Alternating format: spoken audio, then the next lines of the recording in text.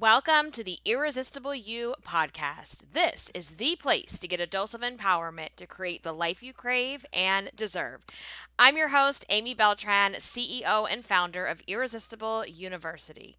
Through my podcast and signature online coaching program, I teach women just like you how to ditch the body image issues, gain confidence, and lose the emotional weight to look and feel irresistible at any size.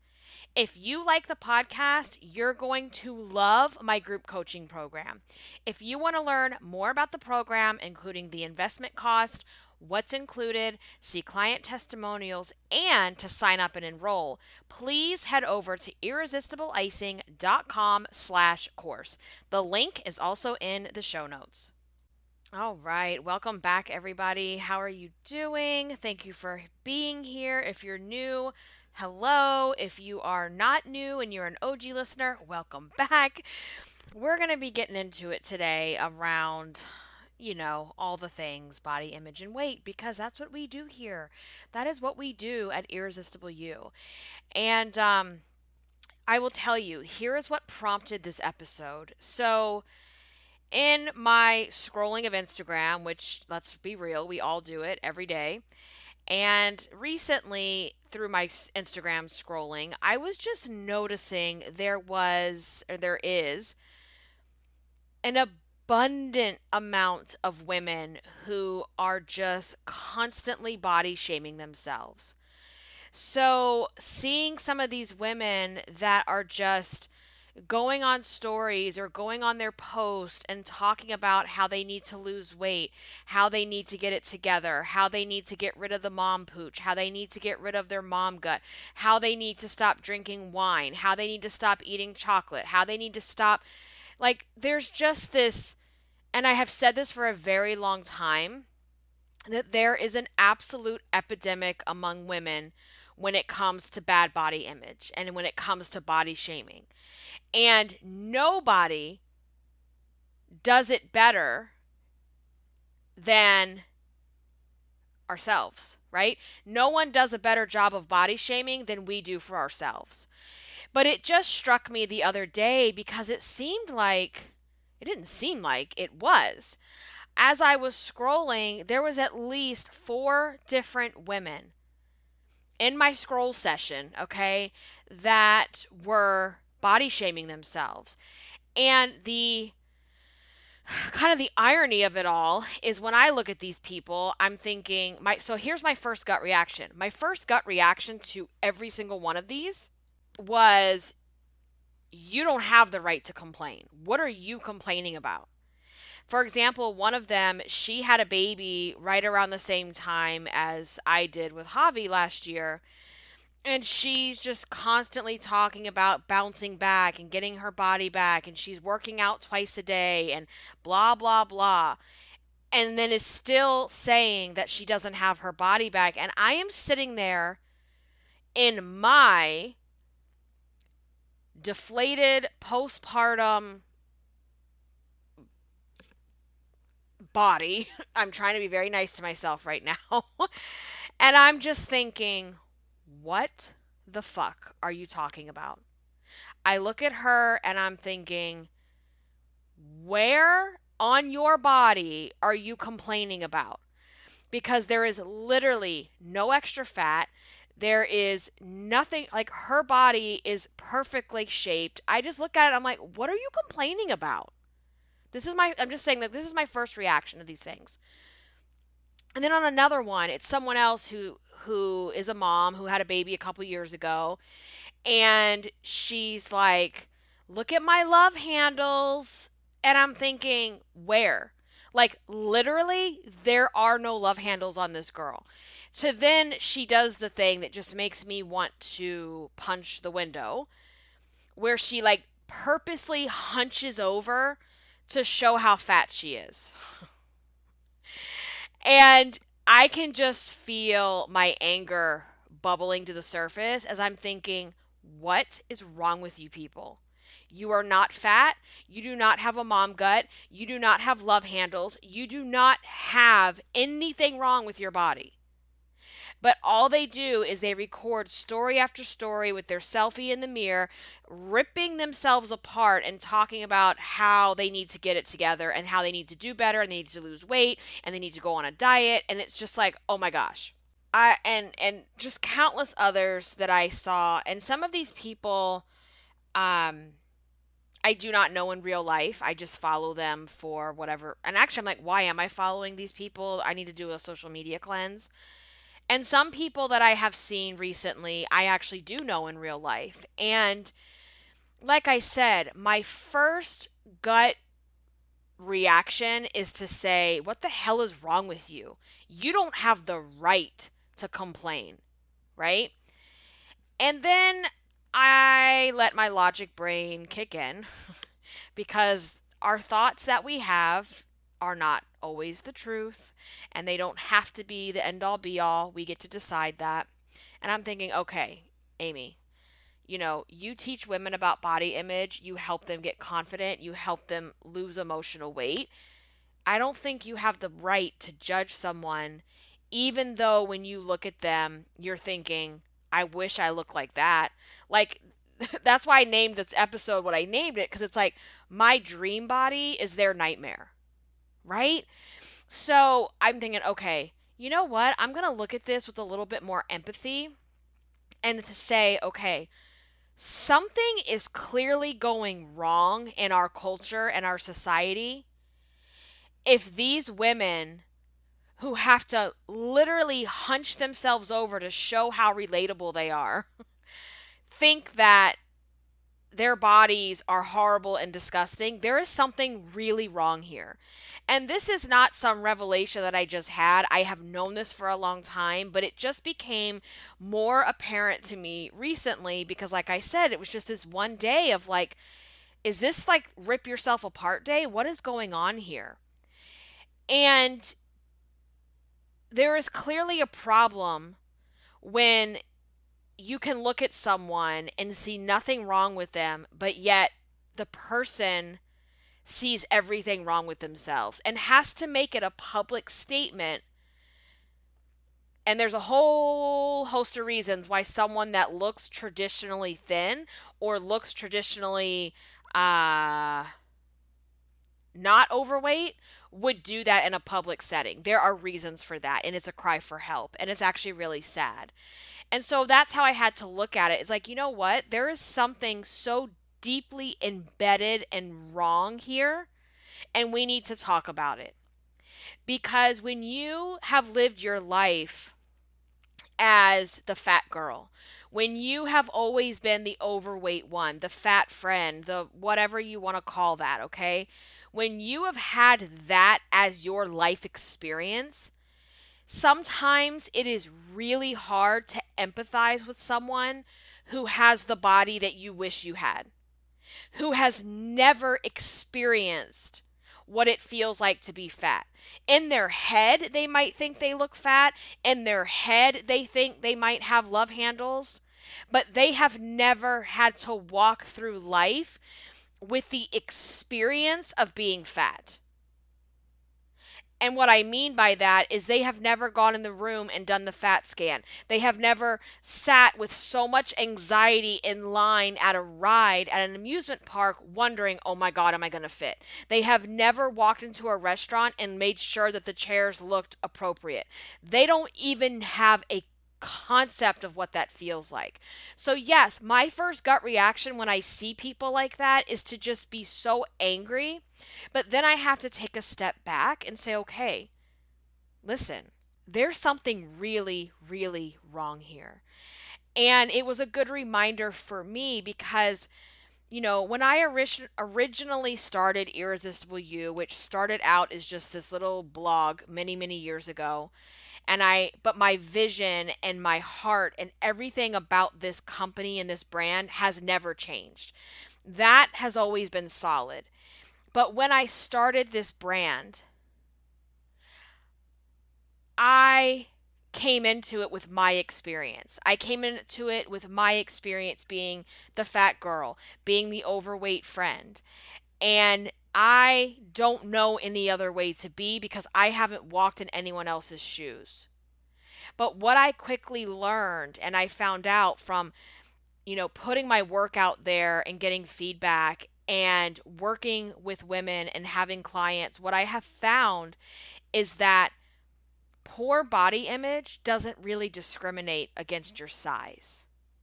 So you can look at someone that has your dream body, but to them, they think they're living a nightmare. And it's really not our place to judge that or make a decision about how they should feel, because how they feel is how they feel.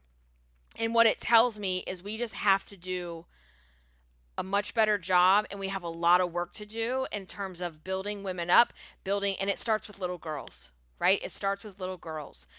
And I think, because of my experience and the path that I have walked on, when I hear people talking like that are in a dream body or a non-overweight body and all that kind of stuff, it is very triggering at first, and it's kind of like jarring to hear people talk like that, because for me too, it kind of strikes a nerve with, I can remember being around certain friends and they're thin and they look at you and they put an outfit on and they go, "Do I look fat in this?" And that is like um I don't even know that I have the words to describe what that feels like when you're the overweight fat friend and your perfectly skinny friend, especially as a teenager and a young person or a young adult. It's like you don't even have the self-awareness and the words to even articulate how you felt about your body. You just thought, my body is shit. I am shit because my body is shit, and I don't and I'm just nothing because I don't have that kind of a body. Okay? And I can just remember, like, that is the most jarring, like, oh my God. Like, if you think you're fat, what the hell do you think about me? Or, the skinny friends that after they eat a burger or they eat something, they go, "Oh God, I just feel so fat right now." And people that will just say it to your face, like it's like it doesn't even connect. And it goes back to what I just said, is that if you have never been the fat girl, you have no concept of what that feels like. So I think for a lot of women that make those kinds of comments, it's like they don't even realize the impact outside of themselves, because they're just making it about themselves, because there is some deep belief within themselves that they are not good enough. And that's kind of how I look at these things now. As I look at it now with like more empathy, it's like there must be something so deeply wounded inside of you that if you are traditionally thin, if you are not overweight, if you do not have to shop in the plus size section, if you have never experienced what it's like to be fat in the world that we live in, there is something deeply wounded within you for you to feel that way. And it's the feeling, if you're overweight or you're fat, you already know it. You've already experienced it. You already know what it's like to be picked last. You know what it feels like to be discriminated against because of your size. You know the looks that you're given in certain stores. And so you already have this armor built up around you about what all of that feels like, right?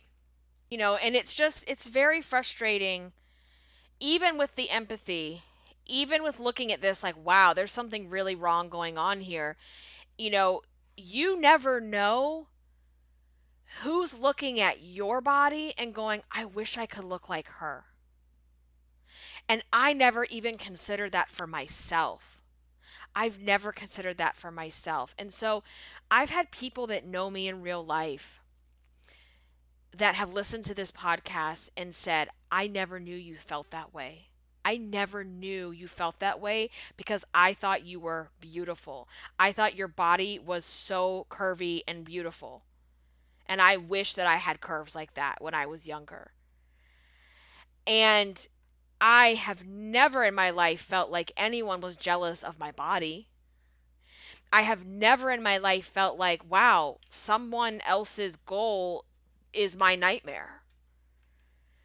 And even now, with this extra weight from the baby that I'm just trying to work so hard to take off, is there someone out there? And there probably is. I'm sure there's someone listening right now that where I am right now physically is where they wish they could be. So you just never know the impact of your words about your own body, whether you're thin or not. Because even if you're curvy or overweight or fat and you make negative comments about yourself, what if someone's bigger than you and you're making those comments? How do you think that's going to make them feel? Even if they're not bigger than you. So it's just like, listen, guys, it doesn't matter what weight you are. It really doesn't matter, because no matter what size you are, if you're not happy with yourself, if you're not creating a loving relationship with yourself, no matter what you weigh, it's never going to be good enough for you. It just isn't. And I know this to be true for my own personal experiences. And, listen, even in some of the coaching calls that we've had, one of my clients that I've been working with who has gained some weight after her first baby, but then also said, well, when I was at my thinnest, I actually felt the exact same way. So the proof is right there. It's not about how much we weigh. It's about the way we're thinking and feeling about ourselves and what we make that mean. That's what it's really about. So the moral of this story, I want to pull everything together because I feel like this is a little like all over the place because it's just kind of like off the cuff and something that I just recently noticed. But I think the moral of the story here, the lesson in this episode, is that you just have to find it within yourself to love who you are right now. Because no matter what size you are, no matter what weight you are, if you don't fix that, if you don't learn how to have confidence and address your emotional issues and your emotional weight, that's not going to change at a certain size. And it's like, I just see these women who are on the hamster wheel of chasing perfection. And it's like, you just look at certain women and you already think they're perfect. They look amazing. Their bodies are amazing. And it's like, what exactly are you chasing? What is the next level? What is it that you're trying to prove? And we just have to keep having these conversations because we need to normalize. We need to normalize loose skin. We need to normalize scars. We need to normalize the C-section scar. We need to normalize the C-section pooch. We need to normalize that not every body looks the same. And we have to find a way to stop beating ourselves up and to stop chasing this bullshit idea of perfection because it doesn't exist. And even when you are sitting there in your, overweight body that you just feel so bad about, and you look at someone else who you think has a perfect body, we also have to let that go, that they're not perfect either. And also to understand that from the outside, you might look at that body and be like, damn, I wish I looked like that. But you have no idea what they're fighting inside of their head. And clearly, so many women are fighting a much bigger fight inside their head because they don't think they're good enough. And I challenge you to just do a quick scroll through social media, whether it's your feed or whether it's the popular page, and you will see this is rampant. It is everywhere. It is everywhere. And we have to keep having these conversations. We have to keep talking about it. And body image issues did not start because you gained some weight. Body image issues didn't come just because you're overweight or just because you don't weigh a certain number or wear a certain size. Body image issues are so much bigger than that, and they're so much bigger than you. Body image issues are deeply infested. I don't want to say embedded. You know what? They are deeply infested in our society and our culture.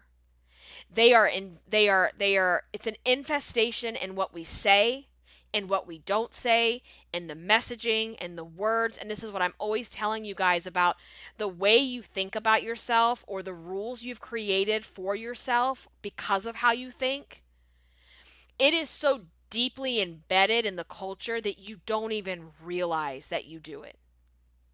And I think for a lot of these girls, especially my thin girls out here that are just chasing this perfection thing, I don't even think they realize the impact of their words. Because it's just and I think for a lot of women it's like, well, if I beat myself up and I make the comment first, I'm going to protect myself from any other like negative comments. And I think when you're so deeply hurting because you hate yourself that much, I don't think you've even considered how impactful your words are on other people and their body image struggles. Right? So I want you to think about the way you speak to yourself. I want you to think about the way you think about yourself and your body. And I want you to think about what are the things that you say out loud. And who are you allowing yourself to say certain things to? And how do you think that's also impacting them?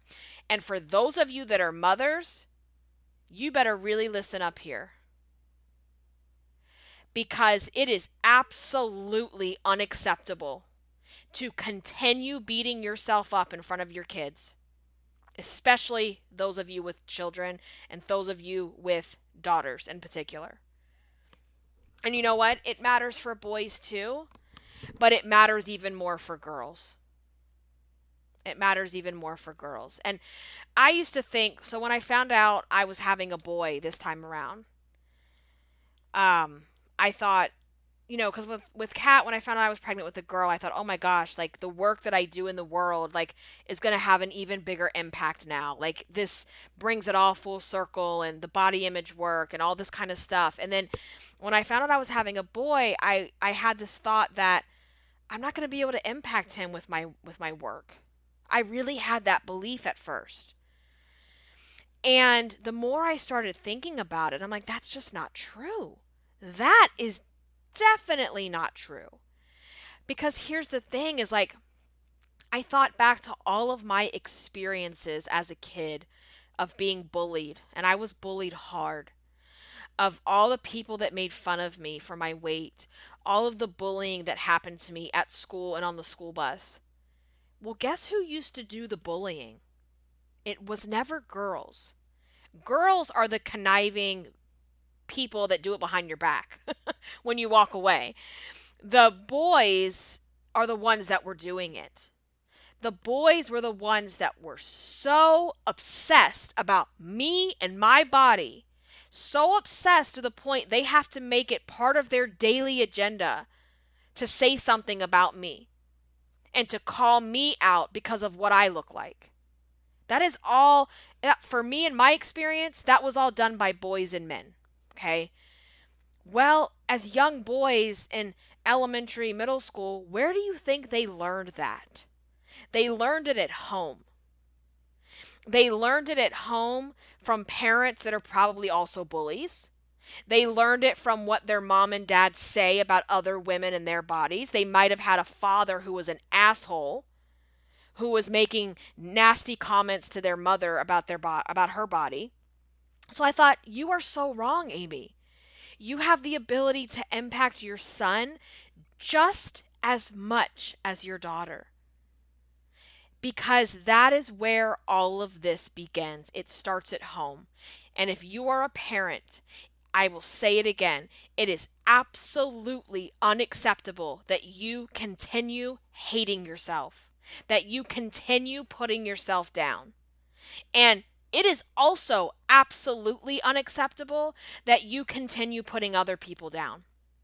Because what you say about another woman's body in front of your kids is just as equally as damaging about what you say about your own.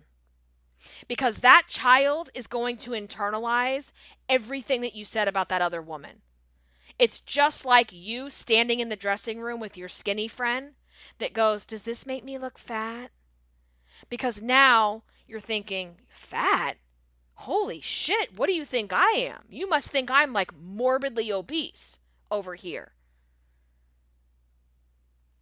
So it begins at home. It begins with our influence on the people around us. And I don't think this problem will ever fully go away, but I think we have a lot of work to do to make it a lot better. And so I want it to start with you. I want it to start with you and every single one of you listening to this to start questioning yourself. Have the hard conversation with yourself. How could I do better? How have I impacted this issue on both myself and other people? And sometimes looking in the mirror like that at our actions, it's not an easy thing to do, but it's a necessary thing to do. And I'm not innocent either, you guys. I know I've had the conversations with friends like, "Oh my God, what is she wearing? Who does she think she is? Oh my God, you see so and so? She's really putting it on with the weight." We've all done it. But we all have the opportunity to do better going forward. Okay? And to just consider, if you're unhappy in your own body and you make that known to other people around you with your words and the way you look at yourself, I want you to really think about how you're impacting others in your life when you say things like that. And these so-called, and I cannot stand that word, these influencers on social media, they really need to think about that as well. It's like, when you have thousands of people watching you and you make comments about how you need to bounce back, but yet your body looks like literally one of the girls I'm talking about, if I were to go get my mommy makeover, I would be like, "Can we just do this?" And I would show a picture of this person. Okay? To realize the impact that your words have on someone that's watching you. And as a whole, like, we just have a lot of work to do because this is an epidemic. And I have said that for many, many years, is that you cannot look at someone's size and determine how they feel about themselves. And I think so often, society looks at someone who is, overweight and goes, "Oh, she must really hate herself." You don't know that. You have no idea what that person feels. You have no idea what their level of confidence is. Just like you can look at someone who's thin and the same thing, but yet society tells us, well, they're thin, they must be happy. And that's not true either. Because I have talked to so many women who have zero fat on their body and they feel horrible about themselves. And as I was prepping for this episode and kind of pulling some of my thoughts together, I was listening to some things to kind of help in my research, and I had found this discussion that they were having around, it was when Tess Holliday was on the cover of Cosmo, and they were arguing that Tess is glamorizing morbid obesity, and that if women see her on the cover of the magazine, they're going to want to be like her. Meaning, they're going to want to go and just completely let themselves go, eat whatever they want, and just like pack on the weight. And I thought, there it is right there. There it is. There it is, in the sense that having severely underweight women on the cover of magazines for years has done exactly what these people are saying. There is the irony that for so many years, we don't see anyone on the cover of a magazine who has a pinch of fat, who has curves, who has scars, who has cellulite. So what do we all do? What have we all done for so many years? We internalize that something's wrong with me because I need to be able to look like that. And no, I don't believe putting Tess Holliday on the cover of a magazine is going to make everyone want to go and gain like a bunch of weight. What I think it does is it gives representation. What I think it does is that it shows someone who's sitting at home wanting to kill themselves because of their size that they also matter. Because if that didn't matter, then we wouldn't have so many damaged women walking around chasing some bullshit image of perfection. We wouldn't have women who are a size 6 telling everybody how fat they are. We wouldn't have women on our timelines talking about all the latest diet fads when they literally have not an ounce of fat on their body. If representation didn't matter, then we wouldn't have all these problems. And representation is not the only way to fix body image, but it's a big, big piece of it. Because when I look on a magazine or a TV ad or anywhere else and I see someone that actually looks like me or I can see myself in that person, do you know how powerful that is? And for those of us that grew up in the 80s and the 90s that did not have social media, we only had what was spoon-fed to us through the traditional media, TV and magazine. And when you looked at TV and magazine and you never saw anybody that looked like you, and all you saw on TV were the diet messages and the yo-yo fad diets and the 3 a.m. infomercials and just the MTV dance parties and the 17 magazines and all this bullshit. And you had plus size sections shoved in the back of the stores so that you could be shamed and humiliated as you walked through the store to find, 4 different things that you might be able to wear because it was such a small section? Or the plus size stores that did exist carried things that only your grandma would wear? How humiliating is that? How degrading is that? So you mean to tell me putting an overweight woman on the front of a magazine is going to make everybody go out and start just shoving food down their throat? I don't think so. There is so much power in being able to say, me too. And I just think about teenage Amy and how that might have helped shape the direction of my body image if I would have seen plus size models, Ashley Grahams, some of the influencers we have on social media that are doing good in the world, that are showing imperfections, podcasts like this that are even talking about this stuff. Everything that I talk about on this podcast and these thoughts that I have when I was younger, they were just in my head because there was nowhere to talk about it because it was shameful and it was secretive. And that is why everybody that tells me, like, you say what we're all thinking, and I'm going to continue to do that. Because when we talk about these things out loud, it takes the shame out of them. It takes the secrecy out of them. And that creates sickness.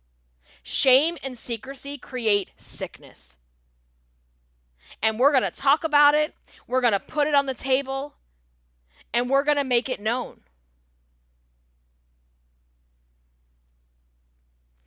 And, you know, and that same argument about Tess, they're like, well, back in the 90s when it was the heroin chic. Remember heroin? Literally, you guys, this is what it was called. It was called heroin chic. The Kate Moss supermodel era. Where they wanted these models to be so skinny that they actually looked like they were heroin addicts. And that was what was trending. Who the fuck sits in their big office in the city and decides this stuff? It is damaging. It is damaging on both ends of the spectrum. It is equally damaging.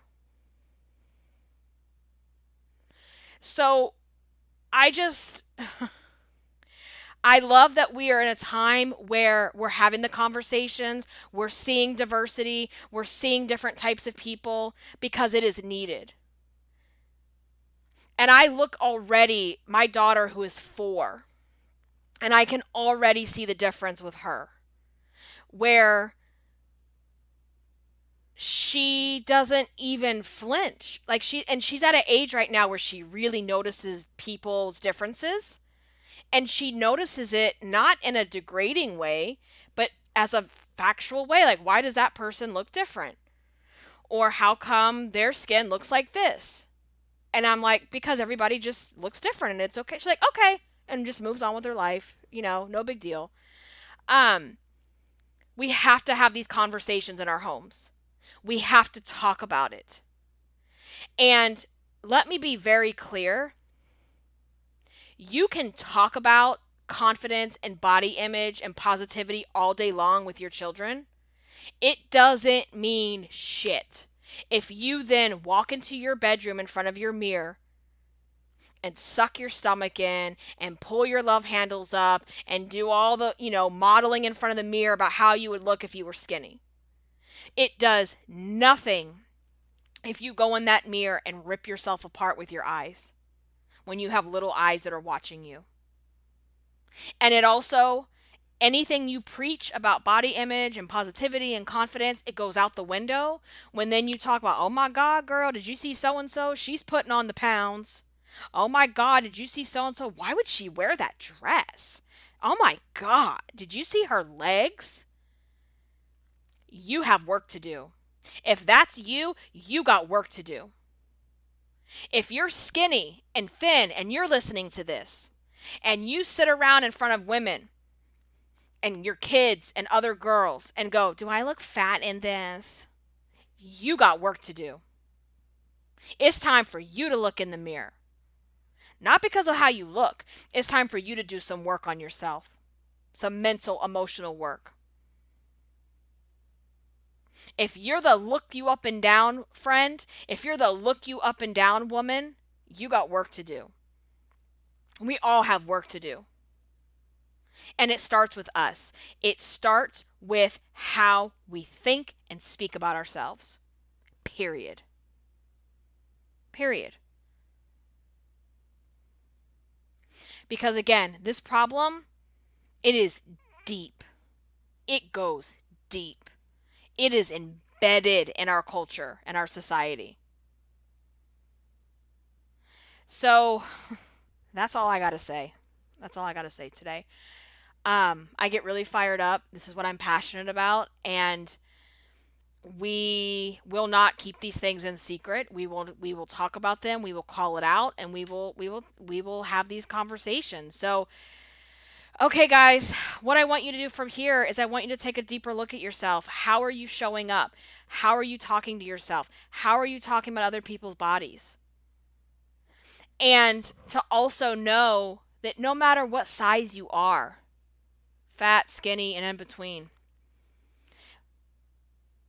when you do hear someone say these things, it's okay to have that gut reaction that I had of like, well, who are you to complain? But then I think you got to take that step back and say, you know what? There's something really hurting here for someone to feel this way. So what is that? And what can I personally do for myself and for other people? All right. So that's it. I'm sweating because I'm getting worked up. It's time to go. If this was helpful, head over to iTunes, leave me a rating and review. I love reading you guys, all of your reviews, and I do post them onto my Instagram stories when I see them. So thank you for anyone that has left a review lately. That just means the world to me.